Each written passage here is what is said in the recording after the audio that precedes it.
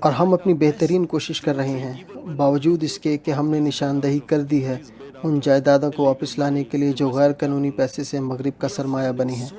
ہم اتنی زیادہ قانونی پیچیدگیاں اور مشکلات کا سامنا کر رہے ہیں اس پیسے کو واپس لانے کے لیے، اور معذرت کے ساتھ اس میں امیر ممالک میں نیک نیتی کی کمی ہے، کیونکہ وہ اس سے فائدہ اٹھا رہے ہیں، اور غریب ممالک کے پاس وسائل نہیں ہیں۔ ہمارے پاس وکلا نہیں، وہ بنیادی ڈھانچہ بیرون ملک نہیں جس سے وہ پیسہ واپس لایا جا سکے۔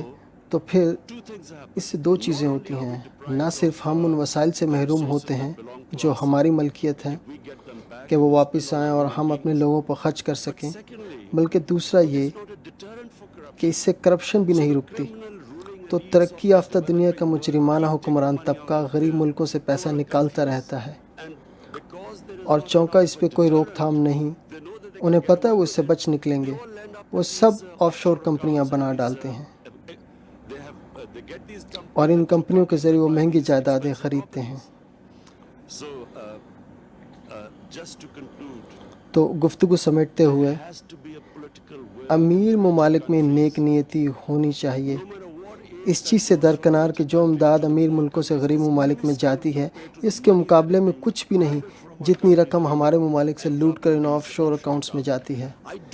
مجھے سمجھ نہیں آتی کہ آج کے دور میں بھی آپ نے کیوں یہ آف شور ٹیکس فری ہیونز بنائے ہوئے ہیں،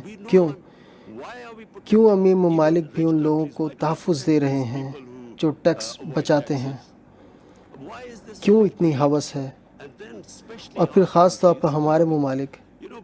مطلب ہم ان اشرافیہ سے لٹتے جا رہے ہیں، سادی سی وجہ کہ اگر اسے ڈرگس کے پیسے تصور کیا جاتا ہے کیونکہ اس سے انسان مرتے ہیں، یا دہشت گردی کے مالی معاملوں کیونکہ اس سے لوگ مرتے ہیں، جس کی مغرب